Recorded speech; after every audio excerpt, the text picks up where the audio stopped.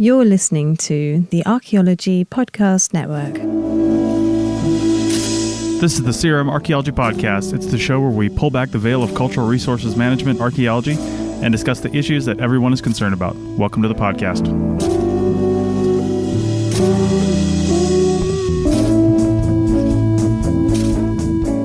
Welcome to CRM Archaeology Podcast, episode 320. Today joining me is Andrew. Hey guys, how's it going? Nice to be back. Yeah. And it looks like Bill and Doug aren't able to join us, so it's just the Heather and Andrew show, or the Andrew and Heather show. I know you have something in your contract, you always get top billing. So totally. The Heather and Andrew show is here. I do all the work. Andrew gets all the credit. Agent, like right now. I need to speed dial him. Yeah. You do that, Andrew. Bring it. So today, not that having concerns and wanting to make a workplace better is a bad thing. It's a good thing. But we thought we would talk about how you temper that. How should you go about that? Examining your own conscience. Why is it that you want to make, quote unquote, your workplace a better place?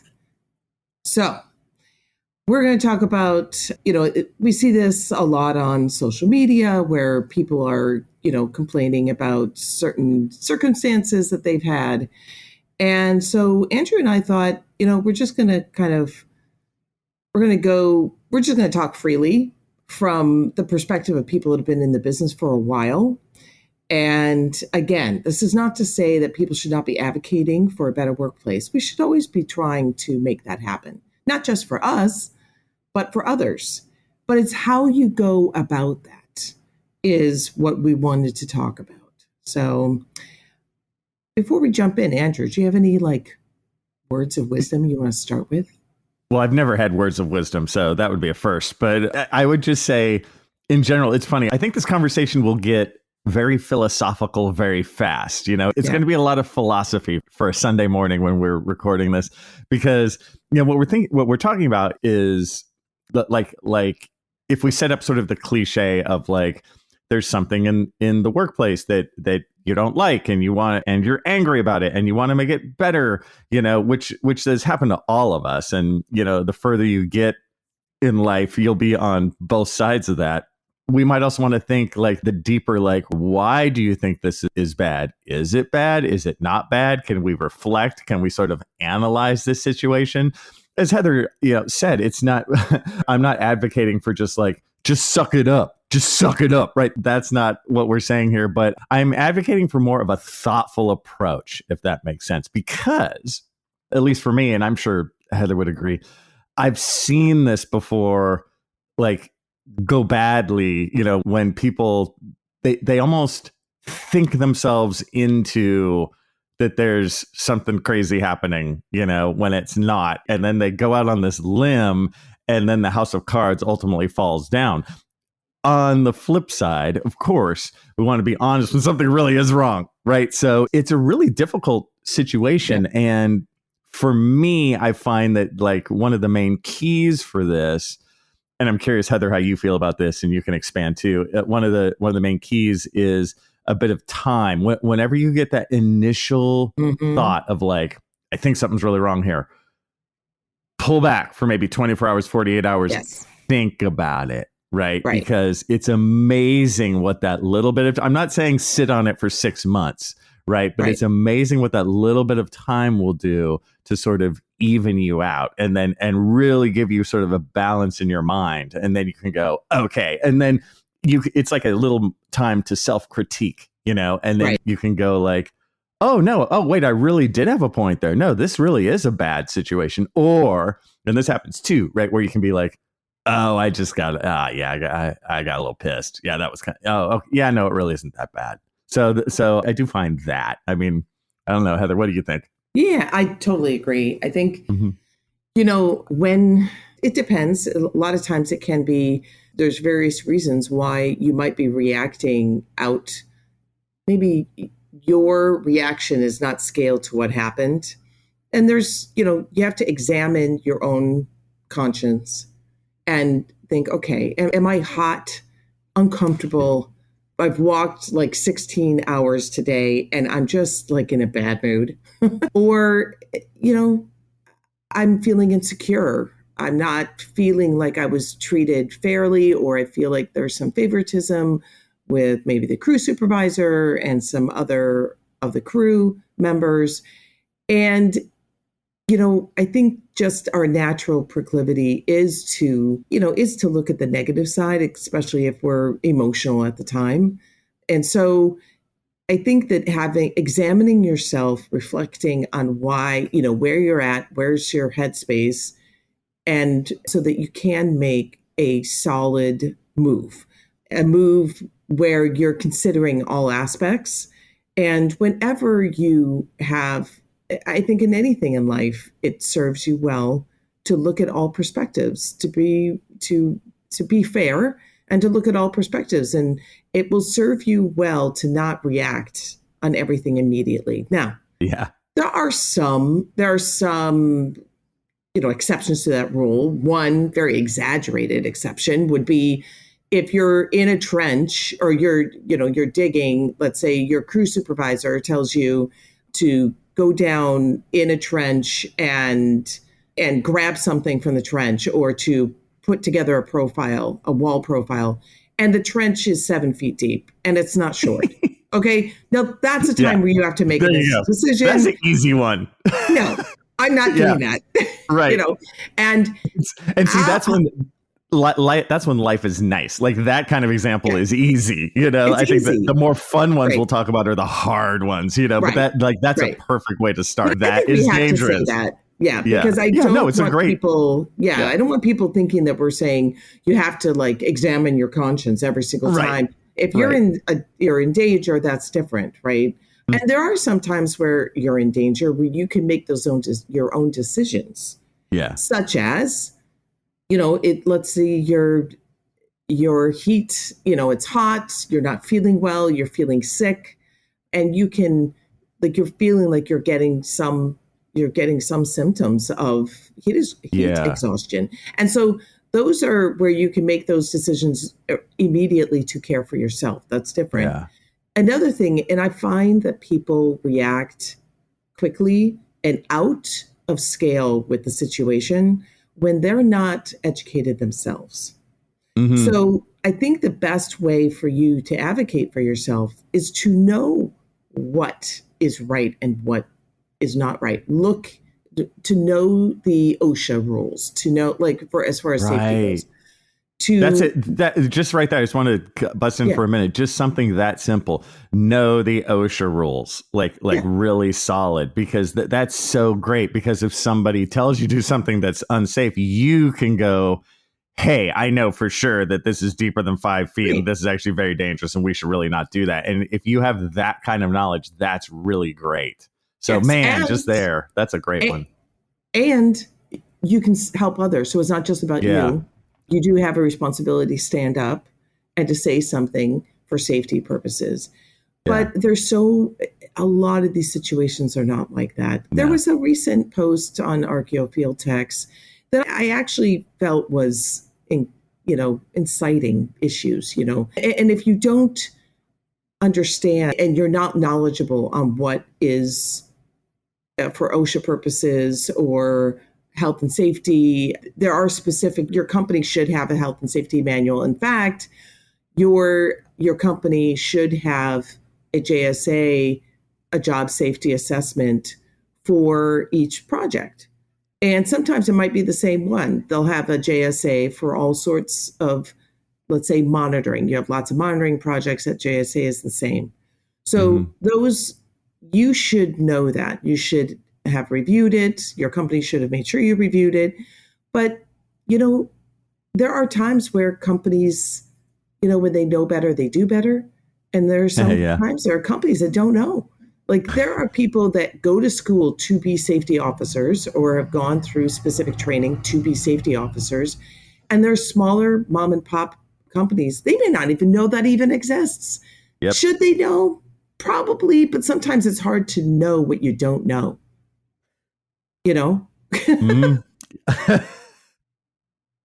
Exactly. And, again, this This is all really great stuff, but as it gets tougher too, you can work for certain people. Like I can think of an example for myself, and we're spouting all this knowledge right now about like know this stuff. When I was younger, of course, when I'm like a field tech or in the early days, I didn't know this stuff. I was ignorant on like everything. It took me time to learn all this, mostly by life.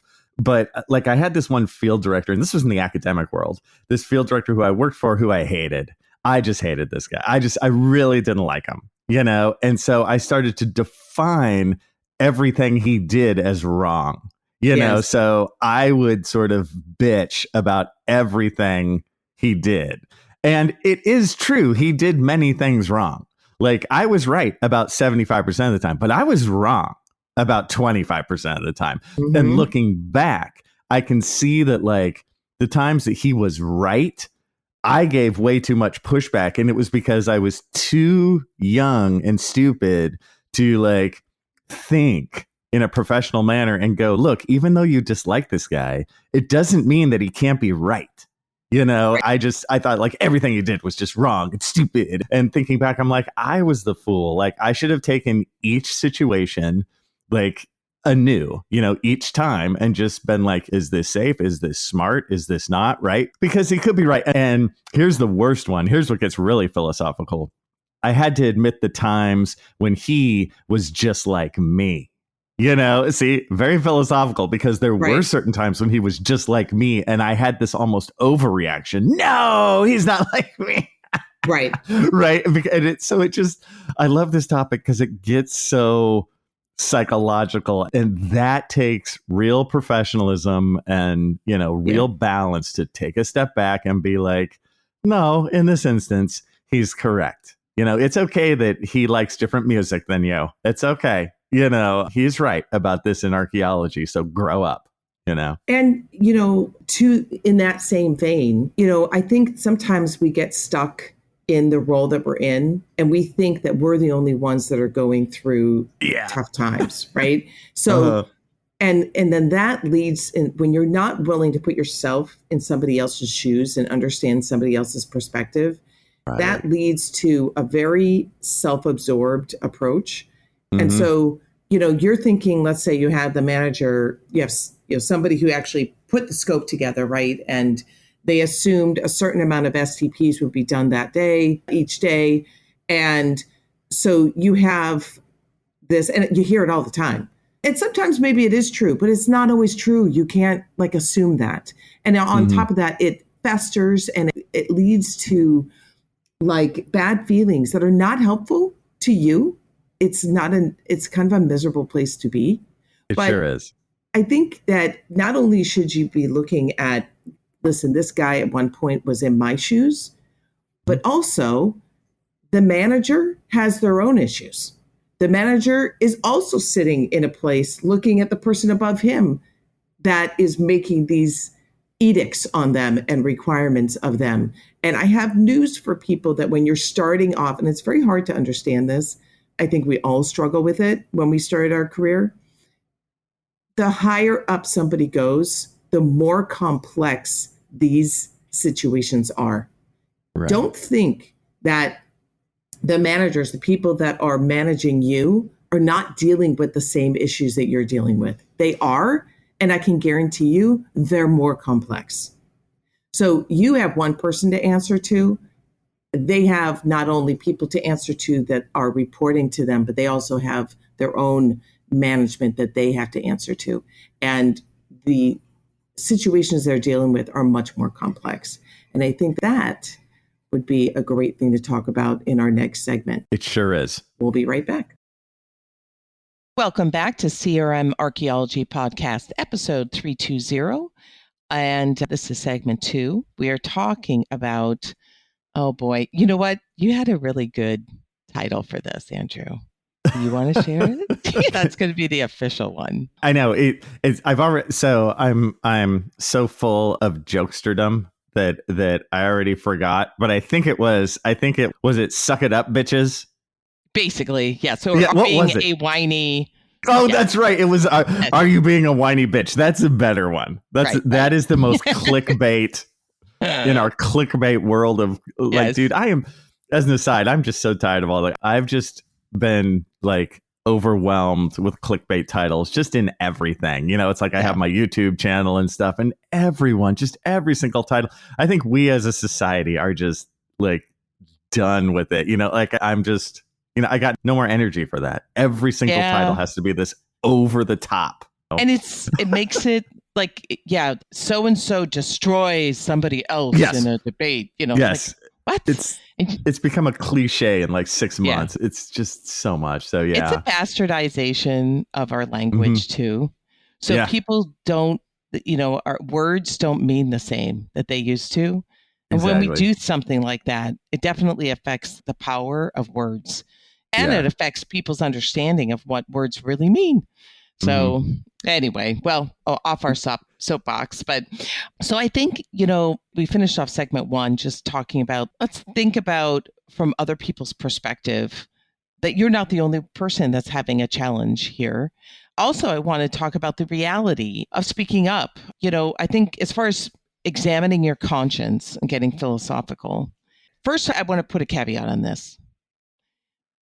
I am always wanting to make things better. As a manager and somebody who hires people, my motivation, what gets me going, is making a better life and a better career opportunity for anybody that I can. So that is definitely, that's why what motivates me. That's what gets me excited when I'm able to have a position where I can advocate for others and I can create a better world, so to speak. No, I know. That sounds like, kind of like Pollyanna and cliche and over the top, but it's not. Like I know you feel that way, and I feel that way too. Like when it comes to teaching, I get joy. I mean, I want to joke about it 20 times, but I won't. It's like I do honestly get joy when I see my students succeed, when I see them doing their own thing. I'm like, wow, they're doing a thing, and that's great. Like, good for them. And I'm still happy to help them like now, and I get joy from that thing, Not everyone's like that, but there are, it is they true. are out there. But, in life, if you assume that everybody's out to get you, that's kind of a miserable place to live. It really is. Just in your head. So, I do want to talk a little bit about examining our conscience. Are we, in this day and age, there's so much activism. And I'm not to say that activism is a bad thing. It's not a bad thing, right? In the right circumstance and when it's needed, but not for the sake of you feeling like you've contributed to the world because you're an activist. You should not be an activist for an activist's sake. That's true. And I just wanted to break in and say this is where the whole social media thing is so terrible, because and I think this relates to the larger topic we're talking about of just stepping back, taking 24 hours, thinking if you immediately just start like posting and whining on social media, then you get your little like rabbit hole where everyone else goes, yeah, you're right. Yeah, you're so right. And you get this like false positivity of this little rabbit hole world that has nothing to do with reality. And it's just really unhealthy because it gives you a false sense that you're right, when the main thing you need is actually a good friend to tell you like, you need to, dude, really think about it. This is, speaking of getting on your soapbox, my one other thing I always say is like, what happened to the friend?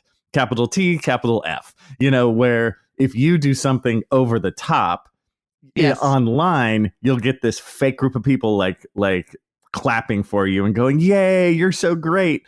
But you need the friend, where after that happens, the friend takes you aside and goes, you were full of it today. Yeah, that was really a bad move. Yeah. Right. And why am I telling you this? Because I'm your friend. I'm your real friend, and I want to see good things happen to you. And I think we're really missing that, basically in society in general, the friend to help you balance. And I told you this was going to get philosophical really fast. Yeah. Yeah, I think for me, what's helped me in my career and in life in general, I think in life in general, that all this is valid for life. First, being self-reflective and seeing what is my contribution to this situation. Yeah. Have I created my own negative situation here? Yeah. What's my role here? And also, it's okay to just work.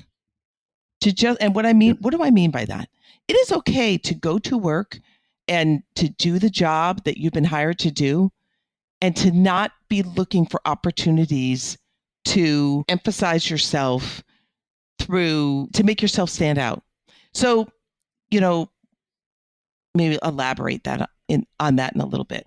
So for those of you that have been in sports, so my first career was in sports, professional sports. So I'll tell you, somebody who's not in sports would assume that, let's say you're at training camp and everybody's running. And if you're not in sports, you would think, oh, you should be the fastest runner and you should be, way out in front of everybody else to show the coach that you're like the best, right? Sorry, I'm laughing because I've been in sports a little bit too. And anyway, continue. Yeah. And so Andrew, what's the thought when somebody does that? Let's say they've never been to training camp or they're completely clueless and they go to training camp and they're the ones that are literally trying to make everybody else eat their dust. Oh, yeah. Perception of that person. Oh, just a total tool. Yeah. And he's not a team player. They are not a team player. Yeah. And they are a tool, as you would say. Yeah. And it is that and not only are you perceived as such by your teammates, but you're definitely perceived as such by your coach.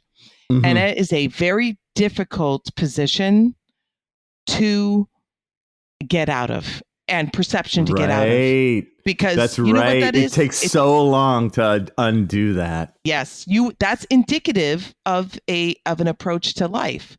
That from a coach's perspective, that is an indicator of your character. And so if you walk into a work setting, it's the same thing. You walk into a work setting and your idea is, number one, I want to make sure everybody knows I'm the best here. I'm the smartest person in the room.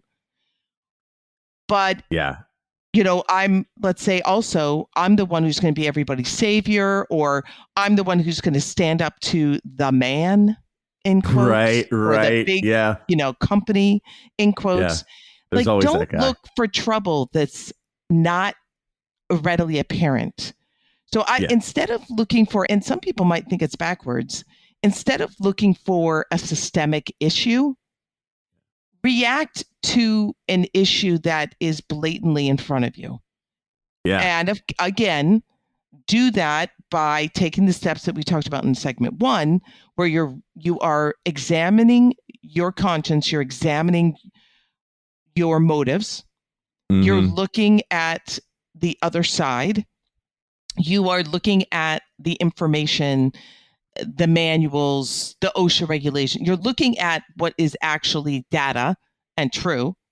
And then you're going to make a decision how you're going to react. But I would say in that moment, let that other side sink in too. Because so often what we'll do is we'll look at the other side for 10 seconds and be like, oh no, they're just wrong. It's like, no, let it sink in line by line. Really? Do they have a point? Really try to look at it. Like, this doesn't mean like, oh, you're going to like literally put your big toe for 1 second in their perspective. No, I want you to step over the line to from a mental perspective. I want you to see that line. They are on that side. I'm on this side. I'm going to step over that line and stand right next to them. And really, and not only am I going to stand next to them, I'm going to look back at my perspective and see, how is this perceived? Not only how is this perceived, but am I thinking about this correctly? Because decisions are made based on your own perspective, but good managers are able to look at those that they're supervising and look at their perspective. And good workers are able to look ahead and say, you know what, there may be some things here I do not understand. Now, that doesn't mean that you're just going to fly blind and you're just going to go on with whatever somebody says. That means that maybe there's an opportunity for you to gain more information about whatever this issue is. So be someone who wants to learn. Sit, and not only look at the other perspective, but ask questions. And don't ask, like, what do you call charged questions? Ask questions from the perspective that you really want to learn. Yeah. Yeah. I love, the idea of like the charge. I always call those speed bump questions. The questions that's just there to really just sort of like virtue signal for someone and put you in a bad spot. Yeah. These are all really great points. And I think what we're talking about here, a lot of it is empathy, Hey, have that empathy thing for the other side. Really put yourself in their shoes and really do it. Like if you were them, what would you do? Would you give everyone candy bars on the hour? No, you wouldn't. What would be a reasonable way to deal? What would you do? Because actually, if you're serious in any of this, like it will be you in time. Like what would you? And actually, as a total aside, if you're really on it, I did a little bit of this way back in the day. Write down what you would do. Write down, boy, when I'm the field director, I would do blah, blah, blah, blah. Dude, if you journal that stuff, it's gold in the future because you can both laugh at yourself and be like, oh, I was pretty. Yeah. I demand candy bars on the hour. Right. Yeah. Oh my goodness. Here's the other thing is when you ask those questions, be ready for the answer you don't want to hear. Yes. And, no candy bars? If you really want to learn, I mean, the only way to move up in a company so that you can make it better for other people is to have the right attitude. You're not, there are people, and I'm not saying there's not bad managers. There's people out there that are not good managers. I've worked for some of the worst, dude. I've also worked for very good, I've got news for you. If they're a bad manager, they're not a nice person. They may put barricades in front of you unfairly on purpose. So it's much better to be pragmatic and to learn and come from, a very even keel perspective of really wanting to learn. And it can't hurt you. It really can't. Yeah. In the back of your head, you may be thinking, this guy's a jerk. And and you may be listening to them and you're like, you're just telling me this to get me to back off. Like, this is baloney, right? Right. But knowledge is power. It's up to you to go and verify, right? Trust but verify the facts. Yeah. And then to act accordingly. And then also you have to understand you may not be in a position where you can change things. So then also look and say, okay, there are some things that should be changed, that maybe you should be working towards doing something that can change that circumstance. But there are some things that maybe that's not the hill you want to die on. Right. Yeah. You have like basically two choices, at some of those moments. You can either burn your time online whining about it, or you could look at your situation honestly, learn from it, like you were saying, Heather, and then make a choice to move forward. And that can be a choice like, you know what? I'm going to start looking for a new job. I literally did that, at one point where I was like, I know there's a glass ceiling here.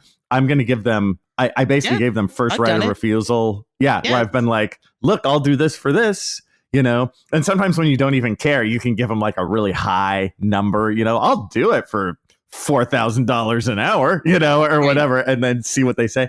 But I've left, and that's part of the sort of business world. Leave a company, be able to like look around, have your feelers out. And if you are a good CRM archaeologist, they'll want you another place. Like you'll get another job in another place.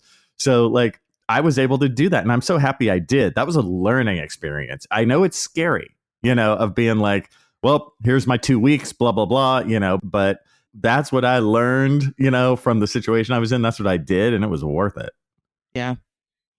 Well, I think that's a good place to end this segment. We'll be right back. Yeah. Welcome back to CRM Archaeology podcast number 320. This is our third segment. And I think I would like to talk about how do you arm yourself? What I mean by arm, but how do you gather information so that you're making the right decisions? Who do you listen to? Let's start with that. Who do you listen to?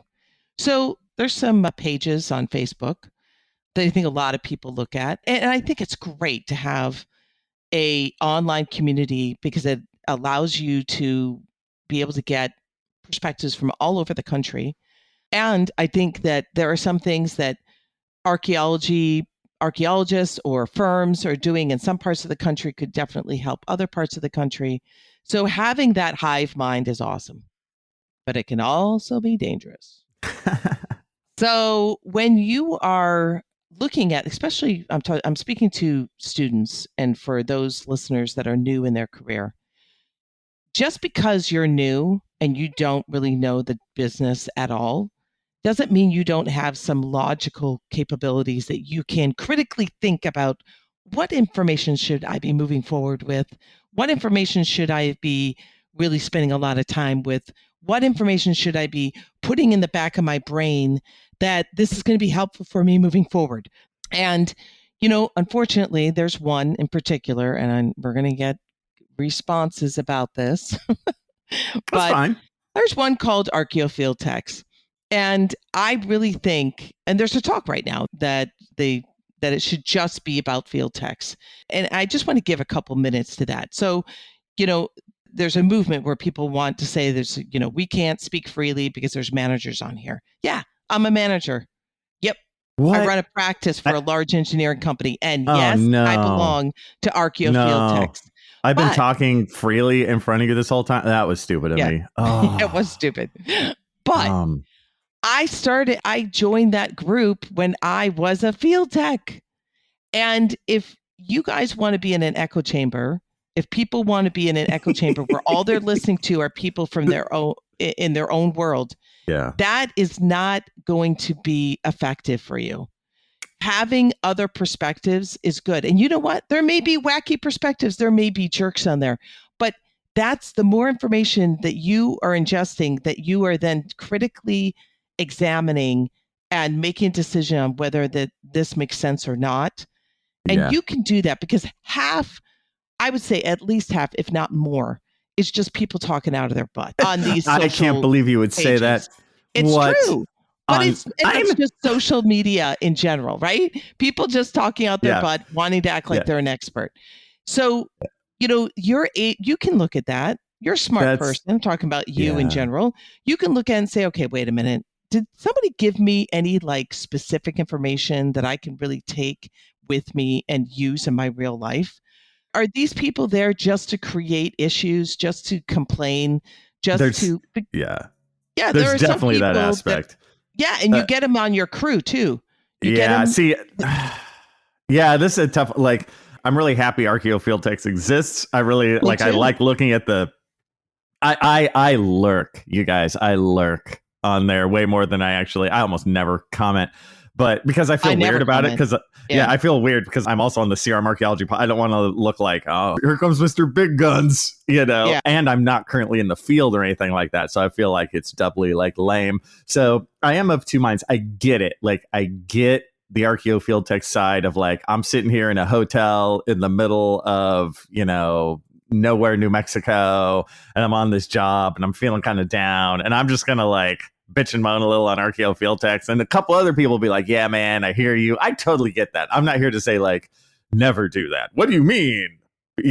But especially Heather, like you're saying, for young people or people just getting into it, that world is a very sort of, I don't know if volatile is the right word, but the information's all over the place. Some of it's really good by people who are in the field telling you great stuff, and other stuff is just sort of miscellaneous whining that honestly doesn't connect too well to reality like that. And I've definitely noticed, and I think you have too, Heather, I've noticed comments on there that are either totally fake or or maybe someone had some experience, but they're blowing it so out of proportion. I'm because you can just feel it as you are in anything. Right. You can read it and be like, that didn't happen. Shut up, dude. You can't you can't hit the destruction button because even if it's true, because one person was a jerk. Right. That doesn't mean that if one crew supervisor is a jerk, doesn't mean all supervisors are jerks. Right. And then would I have written that same sort of thing with that example I gave in segment 1 about the field director who I hated. I might have, when I was like 24, I'm like, yeah, man, because and then I would blow the story way out of proportion. And that's, I think, what we're talking about. Like, take that time, take a step back. Don't fall into that rabbit hole of like, I'm in a terrible spot too. In fact, I'm worse than yours. It's like, no, take it easy. Yeah. And just, oh my goodness, there's sometimes you get people that like they put surveys out there and the surveys are not meant to help. Why? What I would like? They're meant to build up their own issues that they have with whatever, in whatever case, right? They're meant so that they can say, oh, look, there's other people that are having the same issues. I know. CRM company is A, terrible, B, really terrible, C, super terrible. D, if you don't agree with me, I don't want to hear from you. Yeah, exactly. Yeah, right. If you have another perspective, that's just hit my opinion. Your opinion doesn't matter. That's your selection. So, right. I'd love to see a survey, and I haven't seen one. Maybe there is one, but it was a long time ago because I don't remember it. I'd love to see a survey on there. What do you know about this? What do you know about that? Let's say, what do you know about OSHA? Let's take a survey and see how many people understand OSHA regulations. But see, I think they're going to fake it. I think they're going to be like, oh, I know everything about it. It's all part of bullshit. The survey is answering questions that would suss out who knows it and who doesn't. And listen, when people post on these, a lot of times it's wanting to speak into an echo chamber so that they can feel better about their own perspective. Again, you have that moment in the hotel. I get it. And that's your right. That is everyone's right to do. But listen, I just have news for those. If you want to move forward, it does not mean that you don't speak up, right? Or you don't try to advocate for the best situation for others and for yourself. Absolutely not. But when you have to really examine your own conscience, and I know I keep saying that, but it's kind of what you say, act in good faith. Don't be going in looking for trouble, right? Right. It's funny what you can find when you're looking for it. Yeah. Yeah. Trouble's going to find. Exactly. There's plenty there. Trouble's going to find you. When you walk into a working environment or any kind of relationship in life, if you're walking in thinking people are there to screw you, thinking that you have this huge mountain to climb and everybody's there against you, that's number one, that's a pretty miserable place to be. Yeah. Number two, it's not effective. No. So if it creates its own reality. Yes. And if you're in a situation where you think something's off, ask questions. Mm-hmm. Ask questions. It cannot hurt you at all. And you know what? Here's the other side of it. You can ask questions and somebody may give you an answer that's baloney. That's your right to throw that out.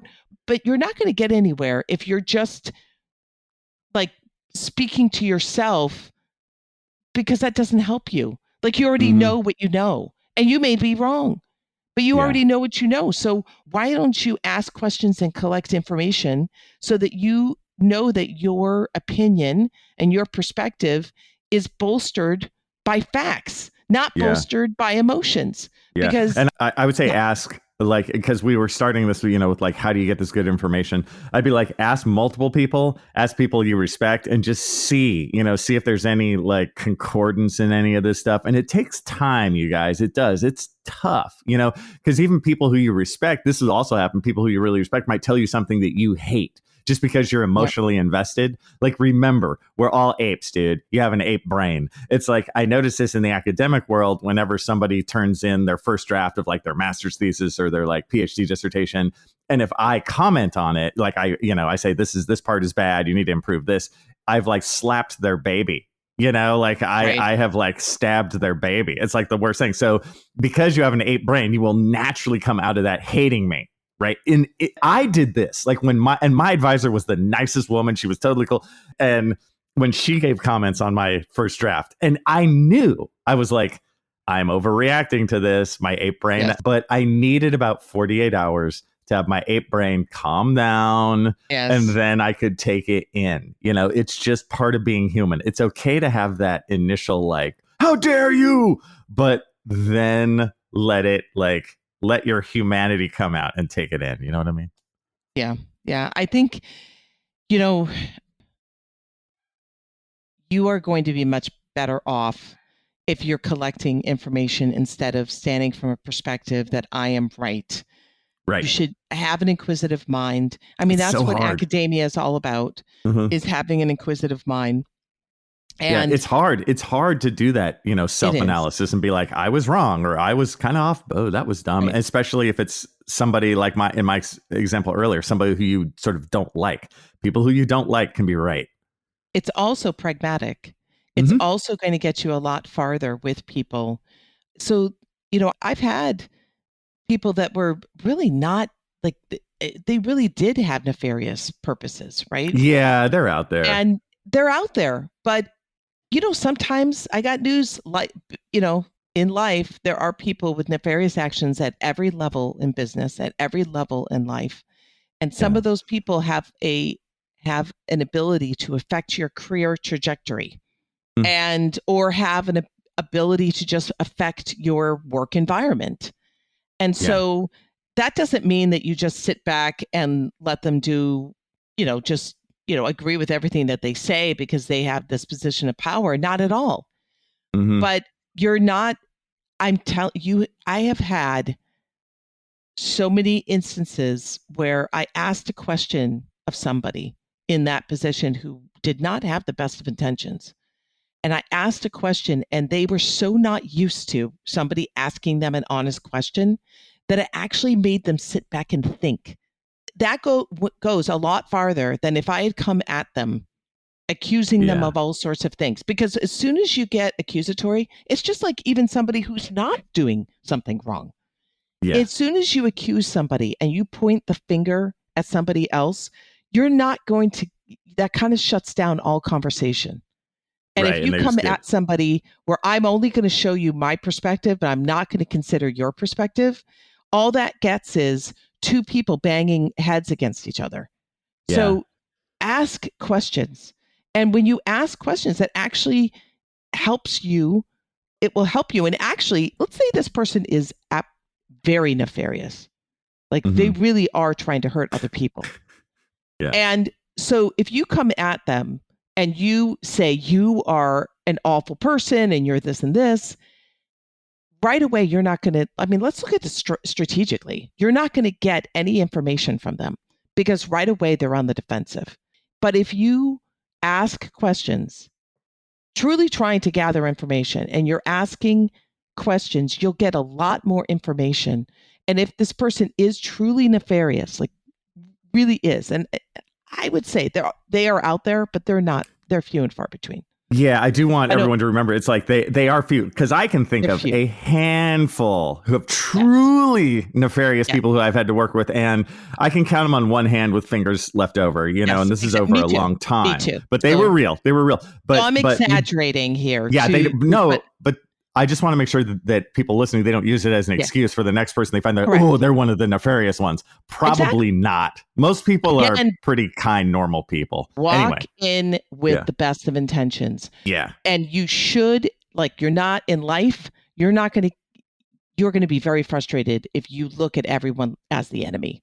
If you look at everyone who is trying to put you down or who's trying to victimize you, if you walk through life with that attitude, you're going to be unhappy. Yeah. Period. Because even the people that are not trying to victimize you, if you see them that way, you're not going to be able to benefit from their knowledge. You're not going to be able to benefit from any those things, like positions they can put you in. So you're much better off if you just come from a positive attitude. And then if you come in and you look at life where everybody's trying to screw you, that's very hard to change. But if you come in where your benchmark is, you give people the benefit of the doubt, people will show you who they are. And it will be much easier to see who they are when you start off with somebody thinking that somebody has the best intentions. It's easier for those that don't have the best intentions to stick out if you assume they do, than it's the other way around. If you assume everybody has the worst of intentions, it's very difficult for you to see somebody who's not like that. Yeah. I've had moments where that's paid real dividends too, because sometimes if you show just a little compassion to somebody who classically sort of casts in society as sort of the oddball or the angry guy or whatever. Like I've had an old professor or two over time, and sort of cliche older guy who they would have had terrible rate my professor ratings, and all that kind of stuff. But I struck up a conversation with them and I was honest. I was curious, and they are like, oh my God, somebody's like trying to be positive with me for like 2 seconds. I think I'll open up too. And I've had really good experiences from that kind of thing. And it does start with just being a little positive, even to people who seem like maybe they're a little crotchety. Exactly. I had one experience that I'll never forget. And this happened 30 years ago.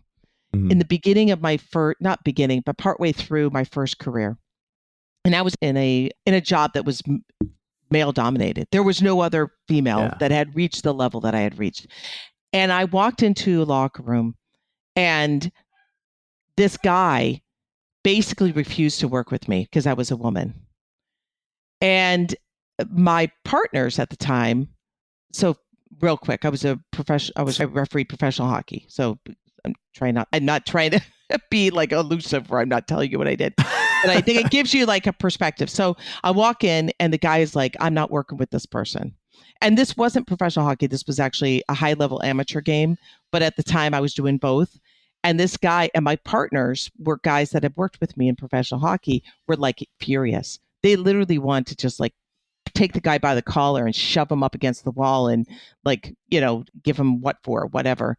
And I, in my mind, said, no, I'm not going to do that. I'm going to prove him with my skills. So I'm not even going to give anything that he said power, because that's on him. If you refuse to work with me, we're like at critical zero here. We're supposed to step on the ice. Like, are you going to step on or not? So long story short, in that one game, he sat back and he realized that I did belong. In fact, not only was I good enough to work that game, I was a much better referee than he was. And that was why I was in the position I was in. And he is still a friend of mine. And that one act of how I was like, you know what? I'm just going to let my capabilities speak for themselves. And I told my partners, please don't, I appreciate you guys wanting to stand up for me, but let's just see what he does. Let's do the one game and let's see what he does and see how he reacts. And he didn't react right away to it. But over the years, we've laughed about it now. And he said, I was so wrong. He goes, but in that one moment, I actually changed. I realized that I was wrong. And it was because I handled it with some more grace instead of getting in his face and like shoving I had every right to do that. Yeah. But I didn't.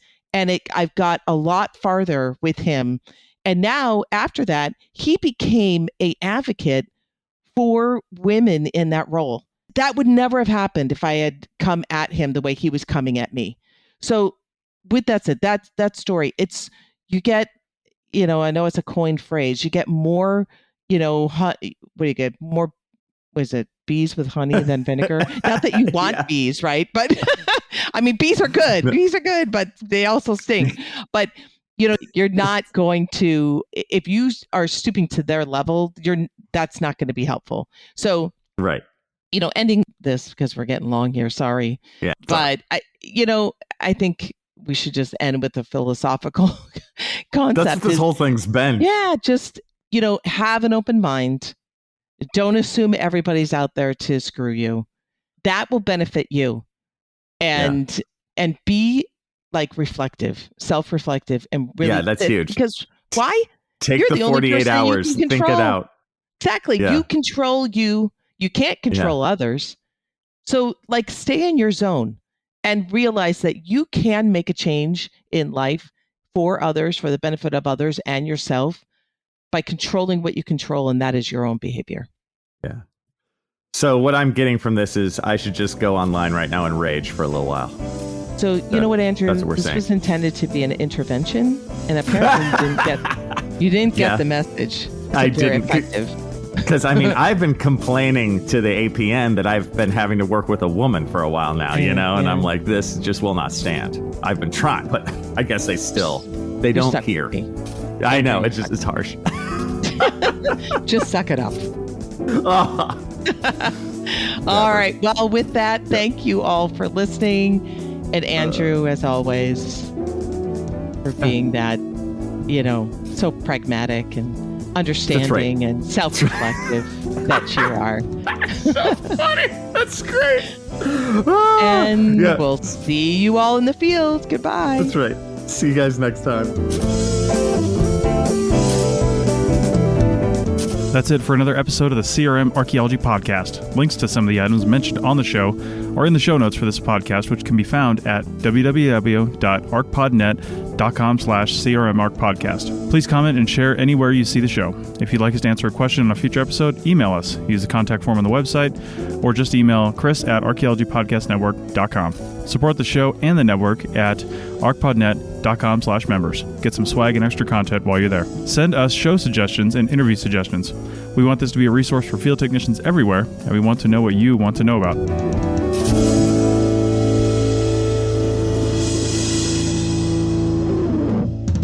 The Archaeology Podcast Network is 10 years old this year.